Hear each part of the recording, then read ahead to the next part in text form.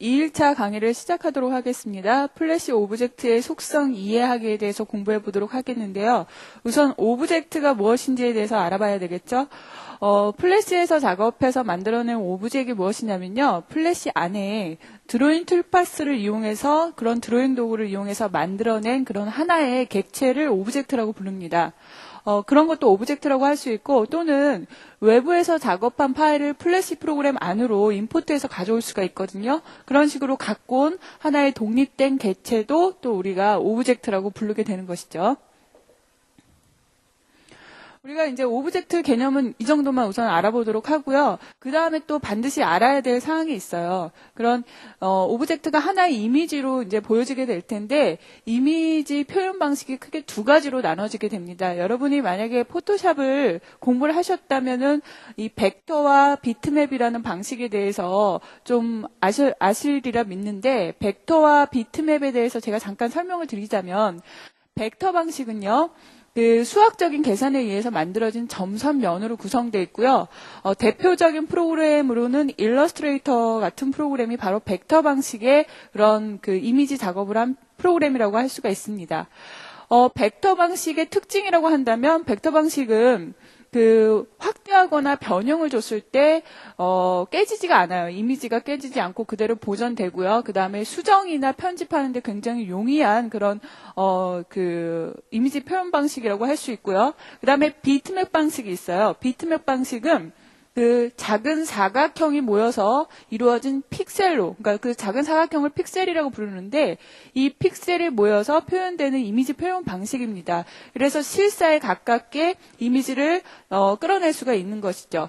그래서 사진 같은 경우에는 거의 이제 비트맵 방식이라고 볼 수가 있는데 이 비트맵 방식의 또 대표적인 프로그램으로는 또 포토샵을 들 수가 있습니다.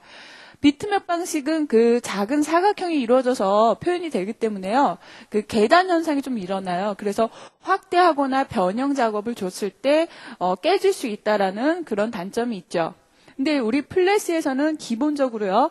벡터 방식을 기반으로 하고요. 그 다음에 이제 그 실사에 가깝게 표현하기 위해서 비트맵 방식을 임포트 시켜서 갖고 오는 식으로 구성이 됩니다. 그래서 요즘 같은 경우에는 그 배경 같은 경우에는 비트맵 방식을 임포트해서 갖고 오는 식으로 작업을 하고 이제 그 플래시 프로그램 안에서 드로잉 툴을 이용해서 그 이제 벡터 방식을 이용해서 이제 작업을 하게 되는 것이죠. 이런 식으로 만들어낸 그런 오브젝트는요, 크게 두 가지 속성으로 나눠져요. 플래시 안에서는 분해의 속성과 그 다음에 그룹의 속성으로 나눠지게 되는데, 요거는 여러분이 확실히 구분을 해두셔야 돼요. 우선, 플래시 자체적으로 드로잉 툴을 이용해서 만들어내는 오브젝트들은 거의 분해의 속성을 가지고 있습니다. 그래서 이 분해의 속성을 가지고 있기 때문에 뭐 수정이나 편집을 하거나 뭐 색상을 바꿔주거나 이런 것들이 아주 원활하게 되는 것이죠. 그런데 때에 따라서 이걸 또 그룹의 속성으로 바꿔줘야 할 때가 있습니다. 이럴 때는 그룹화 시켜주는 단축키 컨트롤 G라는 명령어를 이용해서 그룹화를 시키게 되죠.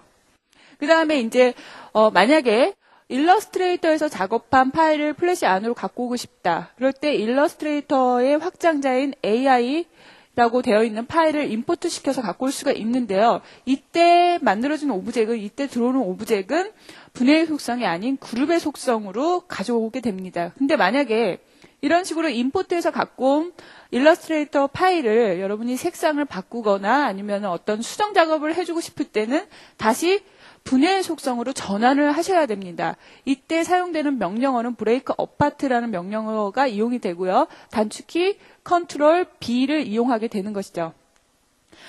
우리가 임포트에서요, 플래시 프로그램 안으로 여러 가지 파일들을 갖고 올 수가 있는데, 뭐 AI 파일도 되고요. 그 다음에 우리가 그 실사에 가까운 비트맵 방식으로 표현되는 그런 이미지인 JPG도 가능하고, 그 다음에 GIF, PNG 모두 웹상에 사용되는 파일들도 가능합니다. 그 다음에 MX 2004에서는요, EPS 파일과 PDF 파일도 임포트 시킬 수 있도록 향상이 되었습니다. 그 다음에 임포트에서 갖고 온 비트맵 이미지를 벡터 방식으로 바꿔줄 수 있는 기능이 플래시 안에 들어있습니다. 그래서 트레이스 비트맵이라는 그런 명령어를 사용하신다면 실사의 이미지를 좀 그림같이 바꿔줄 수도 있는 것이죠. 이러한 내용들을요, 우리가 본 강의를 통해서 좀 구체적으로 공부해 보도록 하겠습니다.